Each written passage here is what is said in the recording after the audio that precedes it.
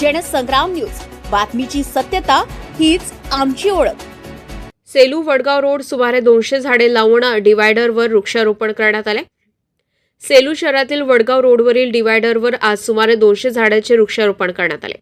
या मार्गावर अनेक दिवसांपासून काटेरी झाडे वाढली होती, मात्र या समस्येकडे कोणीही लक्ष देत नव्हते। ही बाब लक्षात घेऊन सेलू नगरपंचायतीचे माजी उपनगराध्यक्ष चुडामणजी हांडे यांनी पुढाकार घेत नगरपंचायत कर्मचाऱ्यांच्या मदतीने सर्व काटेरी झाडे तोडून परिसर स्वच्छ करण्यात आले।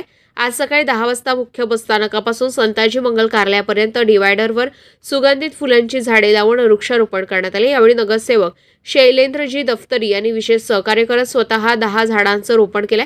या उपक्रमामध्ये नगरसेवक किशोर इरपाते, बाळूभाऊ सोनटक्के, मारोतराव बेले, पुंडलिक देवतारे, सतीश देवतारे, पिंटू पांडे, रवींद्र कोटंबकर, प्रफुल्लभाऊ लुंगे, शैलेश बिसेन, ऑटो युनियन, मित्र परिवार, कार्यकर्ते, व्यापारी वर्ग तसेच गणेश खोडके, सचिन बेले, भालू भुरे, सदानंद अरगडे आदींनी सक्रिय सहभाग घेतलाय।